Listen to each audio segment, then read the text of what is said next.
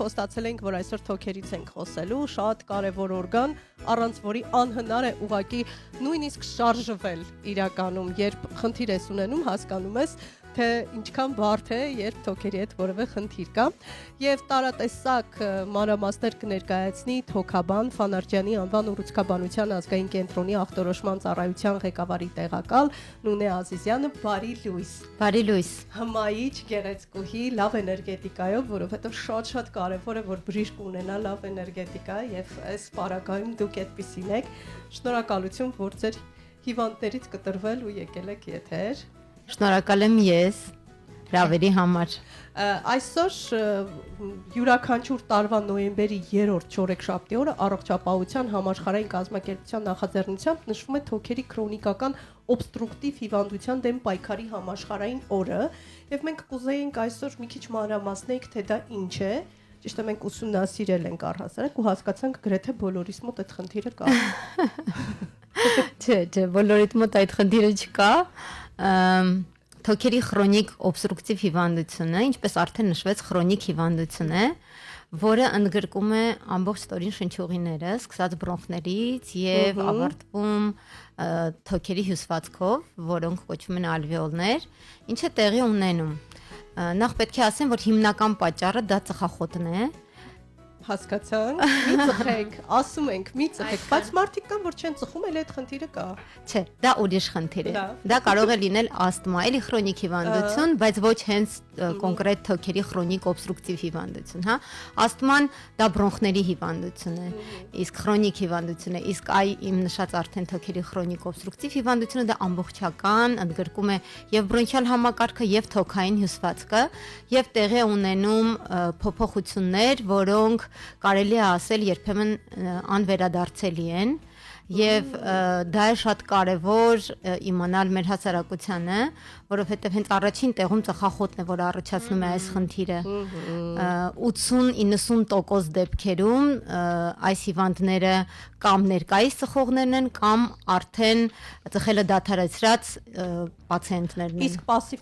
ծխողներին դա չի վերաբերվում։ Ես ուզում եի հարցնել, որովհետեւ հասկացա, որ ամբողջ կյանքում ցավոք եղել եմ եւ շարունակում եմ լինել пассив ծխող։ Եթե հանկարծ որևէ ռադիոլսող չգիտի դրա նշանակությունը, դա այն է, երբ դեր շրջապատում մարդիկ ծխում են, իսկ իմ շրջապատում ցավոք դեռ մանկուց բոլորը ծխել են։ Այո, դա մեր հասարակության խնդիրն է։ Շատ անարդար եմ։ Այո, եւ ես շատ ուրախ եմ, որ գոնե սրճարաններում այսօր ունենք մենք այդ իրավունքը, չծխողները առանձնանան ծխողներից եւ ընդհանրապես հիմա արդեն չի թույլատրում հասարակական վայրերում ծխելը։ Ես շատ ուրախ եմ։ Այո, շատ գովելի է։ Որքան էլ դուք նյարդայնանում եք, մենք ուրախ ենք։ Այո, եւ իհարկե երկրորդային ծուխը նույնպես ազդում է շնչառական համակարգի վրա։ Եթե ծխից ենք խոսում, եւս մեկ հարց է առաջանում, էլեկտրոնային ծխախոտները, որոնք շատ նորաձև են դարձել եւ ամեն երկրորդը որոշում է նորաձևությունից հետ չմնալ, գիտենք, որ նաեւ դրանք ավելի վնասակար են, քան սովորական ծխախոտը։ Արդյոք դա եւս ազդում է։ Ես չեմ ասի դրանք ավելի վնասակար են թե ոչ, իսկ ասեմ, որ նրանք բոլորն են վնասակար, որովհետև ինչպես վեյփերը, էլեկտրոնային ծխախոտները, այնպես էլ նաև հասարակ ծխախոտները խիստ ազդում են ամբողջ շնչառական համակարգի վրա, նպաստելով թե ալերգիայի զարգացմանը, թե տարբեր տեսակի բրոնխիտների զարգացմանը եւ իհարկե թոքերի քրոնիկ օբստրուկտիվ հիվանդության զարգացմանը, ազդում են սրտանոթային համակարգի վրա, առաջացնում են մի շարք առողջական խնդիրներ եւ իհարկե ծխելը դադարեցնելը դա համար 1 նպաստող պայմանն է առողջ ապրելակերպի համար։ Ես իհարկե մինչև հարցին անդրադառնալը ասեմ, որ շարունակում եմ դեռ զայրացած մնալ եւ մտքում կազմում եմ իմ կյանքի բոլոր ծխողներից ցանկը, որոնց կյանքի եթե պատահաբար հանկարծ ինձ մոտ ինչ որ նման խնդիր առաջանա, նկատի ունեցեք, որ դուք բոլորով այո պատասխան եք տալու, բայց բժիշկ հետաքրքիր է, ցավոք ինչպես թոքերի, այնպես էլ առհասարակ ցանկացած հիվանդության դեպքում մեր հասարակությունը ունի սովորություն միայն ամենավերջին պահին դիմել բժշկին, որոնք են առաջին ազդակները, որ կարող ենք հասկանալ, որ կարիք կա թոքերի հետ կապված դիմել բժշկի եւ առհասարակ որքան ժամանակը մեկ է ճիշտ գնալ եւ ընդհանուր ստուգում անցնել հենց թոքերի պարագայում։ Երբ կա հազ, որը տևում է 3 շաբաթ եւ ավել, չէ, ընդհանուր առմամբ երբ կա հազ, որը տևում է 5 օր եւ ավել, Այսինքն մենք խոսում ենք սուր խնդիրների մասին, հա, հազում է, ջերմում է, վիճակը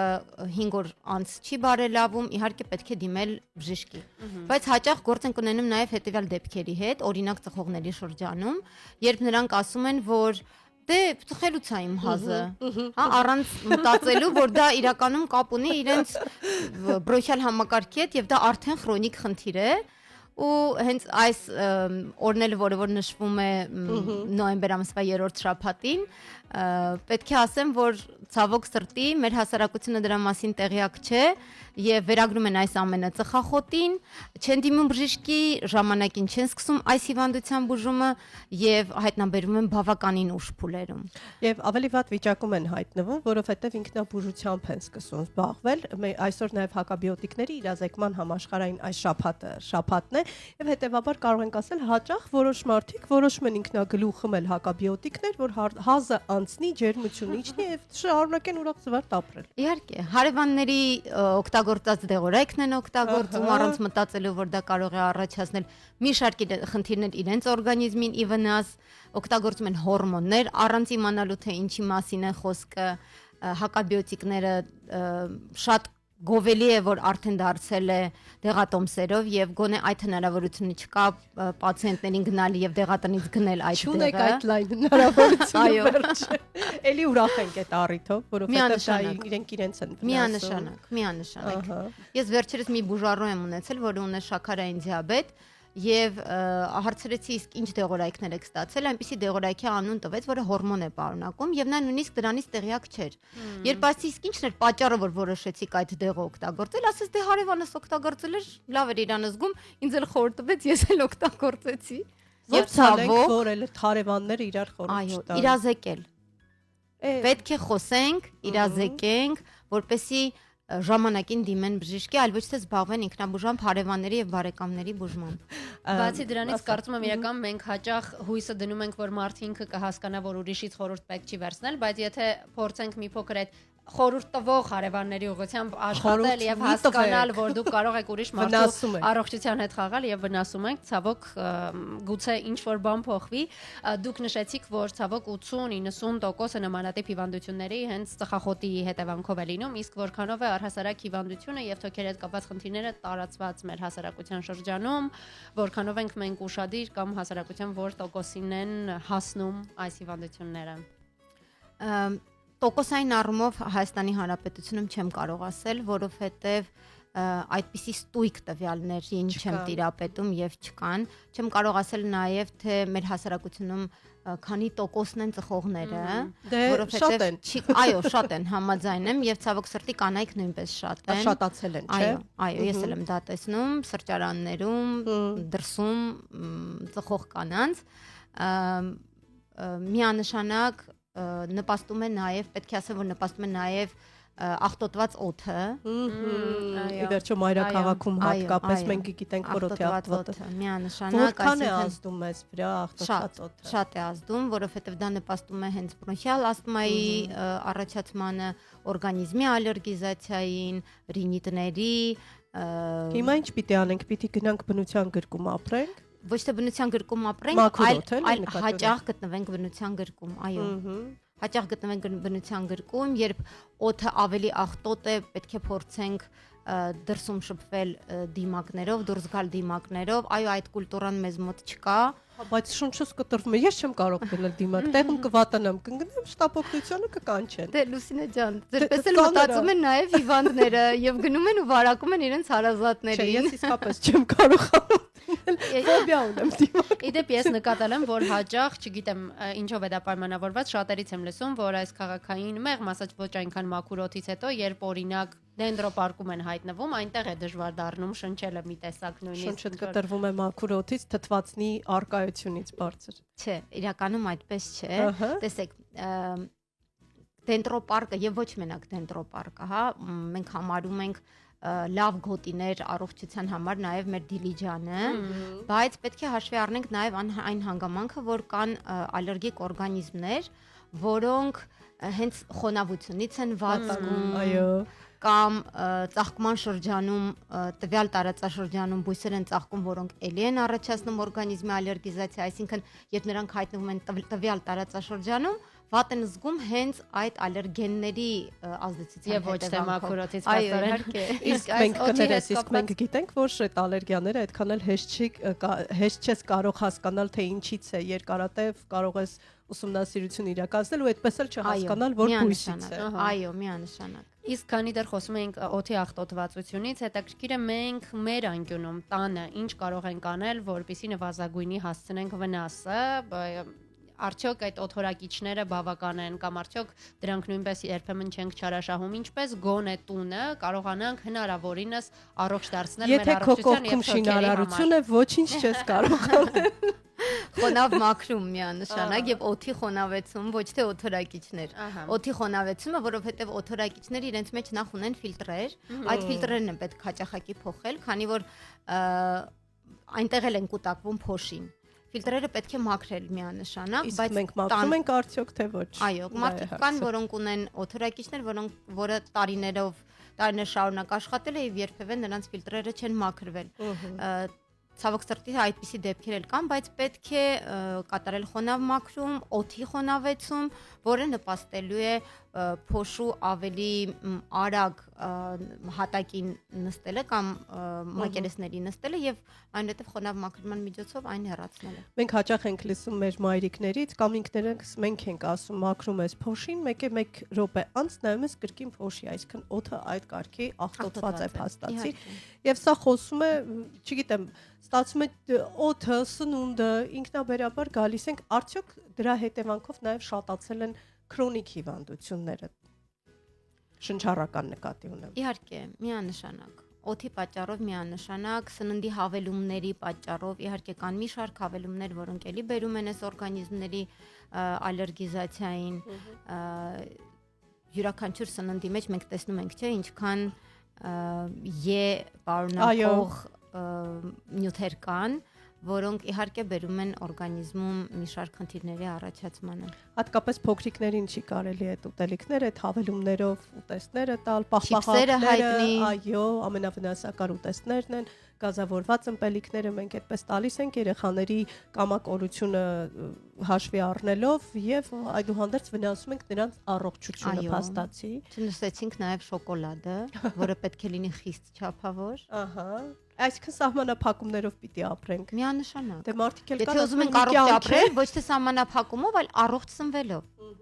Դա սահմանափակում չի, դա ապրելակերպ է։ Բայց մենք սիրում ենք, չէ, շատ խառնենք իրար, հատկապես ամանորին դնենք, շատ լինի, քիչ չլինի տարբերակով։ Ամանորն էլ մոտենում է։ Ամանորն էլ մոտենում է։ Այ դրա համար էի ասում, վերջի շրջանում նկատել եմ մի բան, որ հատկապես շնչառական խնդիրներ ունեցող մարդիկ այդ ամբողջ մեղքը բարդում են համավարակի վրա, ասում են ինչ եղավ կոവിഡ്ից հետո եղավ։ Արդյոք դա միֆ է թե իրականություն։ Գիտեք, իհարկե կան բուժառուներ, որոնք շատ ծանր են տարել COVID-ը եւ նրանց թոքերում մնացել են անվերադարձելի փոփոխություններ եւ նրանք միանշանակ ավելի խոցելի են դառնում թե վիրուսների նկատմամբ եւ թե բակտերիաների նկատմամբ։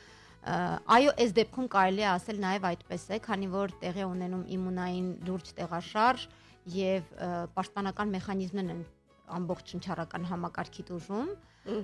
եւ դա էլ հավանաբար հենց նպաստում է նման արտահայտություններ անելուն։ Կարճատև գովազդ այնուհետև կշարունակենք մեր զրույցը։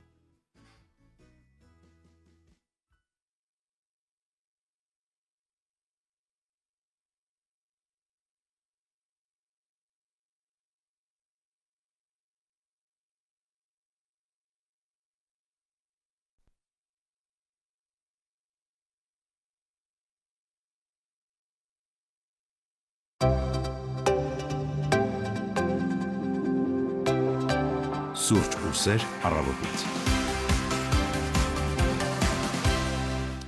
Սուրճ ու սեր առավոտից, լավ տրամադրություն եւ իհարկե որ ամենակարևորն է օգտակար արդյունավետ խորհուրդներ մասնագետից հիշեցնենք հարգելի ռադիոլսողներ, մեր զրուցակիցն է թոքաբան Նունե Ազիզյանը, շարունակենք մեր շատ կարևոր զրույցը։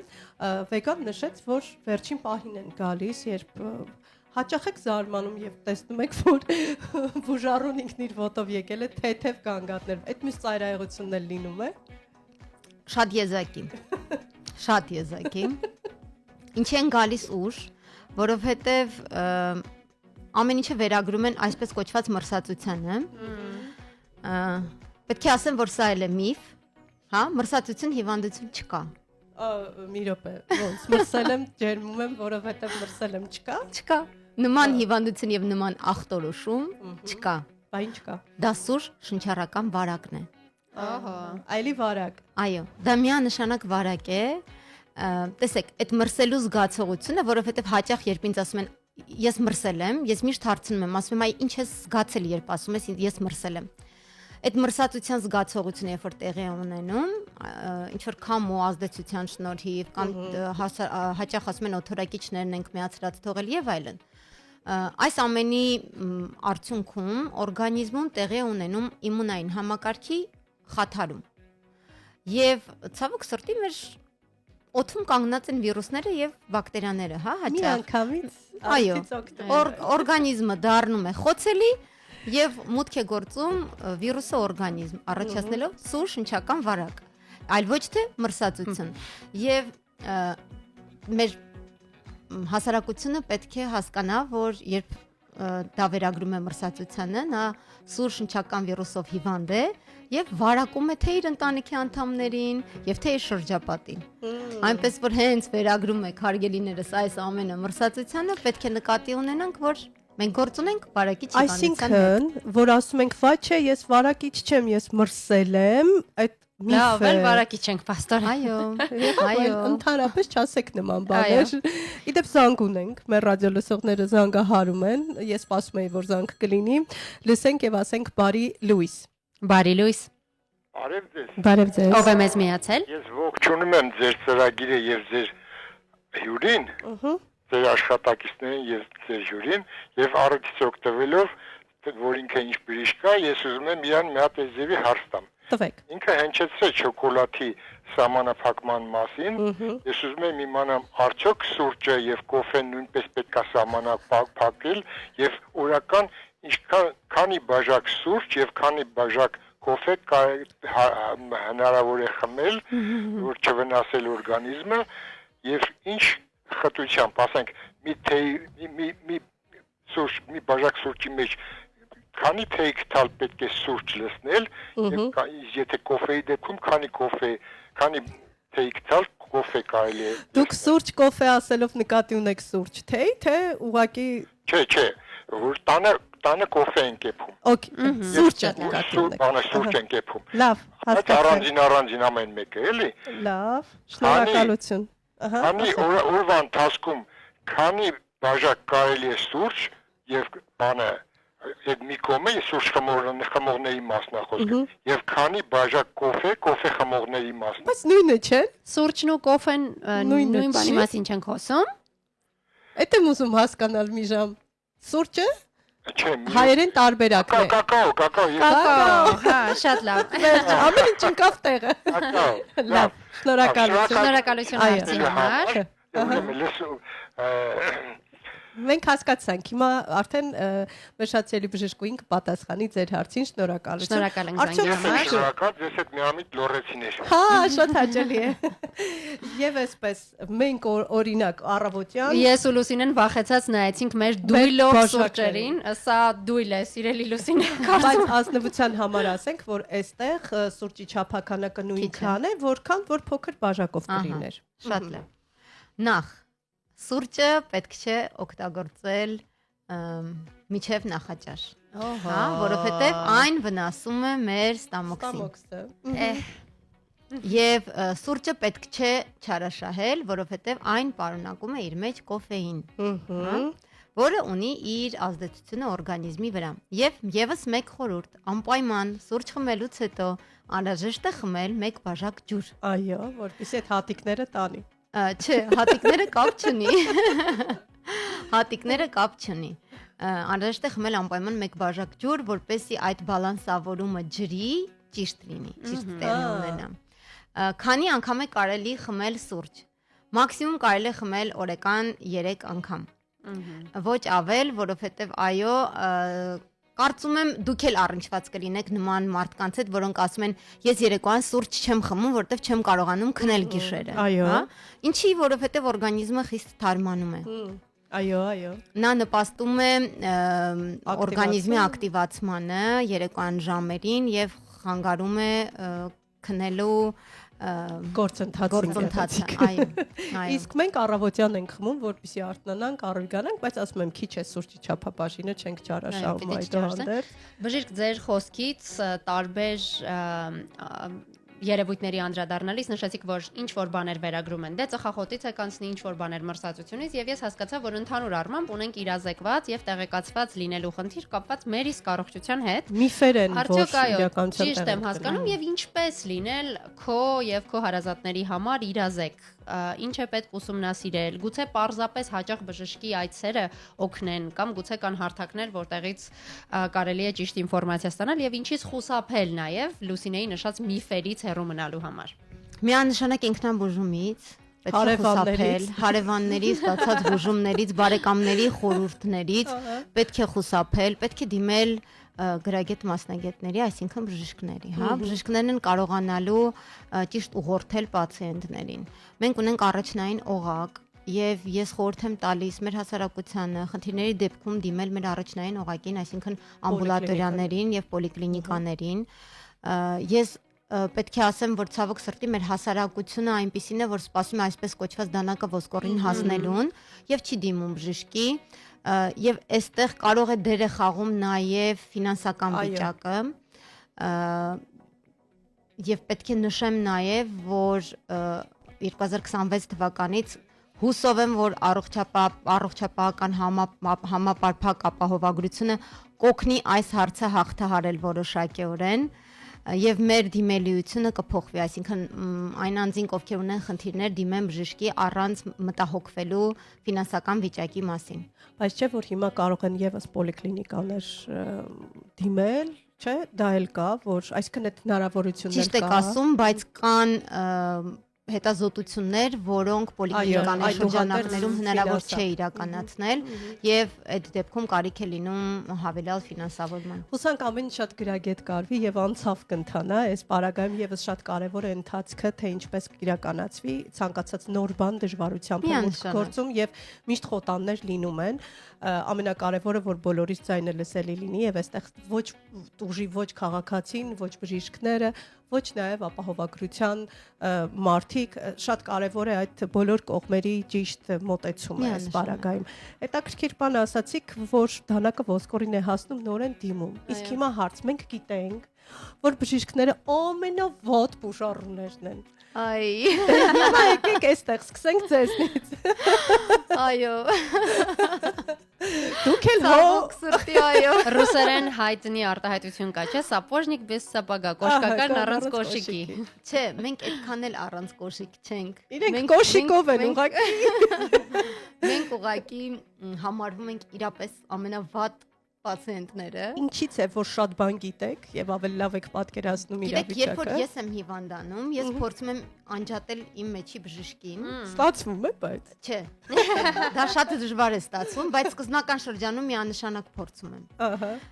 Փորձում եմ դեղորայքները օգտագործել ճիշտ ժամանակին, պահպանել այդ ճիշտ ռեժիմները, բայց ցավոք սրտի չեմ իրականացնում միշտ, բայց խիստ կջղայնանամ, երբ որ իմ պացիենտը այդպես իրան պահի։ Չէ, մենք խելոք ենք իրականում։ Դե գիտեք, մենք այդ ամեն ինչը հասկանում ենք, մենք հասկանում ենք ինչին դա կարող է բերել, գիտակցաբար ենք այդ ամենը անում, մաքսիմալ փորձում ենք լինել լսող, որպես պացիենտ, չի ասի, որ դա հաճախ է ստացվում եւ այո, ցավոք սրտի դա վերաբերում է բոլորիս։ Ամենակարևորը անկեղծությունն է այս բaragայում եւ վերջում ինչ խորհուրդ կտաք մեր ռադիոլսողներին։ Ես խորհուրդ եմ տալիս միանշանակ առողջ ապրելակերպ, զբաղվել սպորտով, հետևել առողջությանը, թոքերի առողջությանը, հոգ տանել թոքերի մասին, քանի որ մեր շունչն է ապահովում մեր կյանքը։ Հրաշալի Որ ջան։ ասում էինք, այո, մեր շունչն է ապահովում մեր կյանքը, հրաշալի խոսքեր են, շնորհակալություն։ Հիշեցնեմ, ես Ես էլ եմ շատ կարևոր շնորհակալ։ մանրամասները մեզ ներկայացրեց Թոքաբան Ֆանարջյանի անվան ուռուցքաբանության ազգային կենտրոնի ախտորոշման ծառայության ղեկավարի տեղակալ Նունե Ազիզյանը։ Մնացեք մեզ հետ, մենք դեռ չենք հեռանում, այնպես որ շարունակում ենք եթերում մնալ։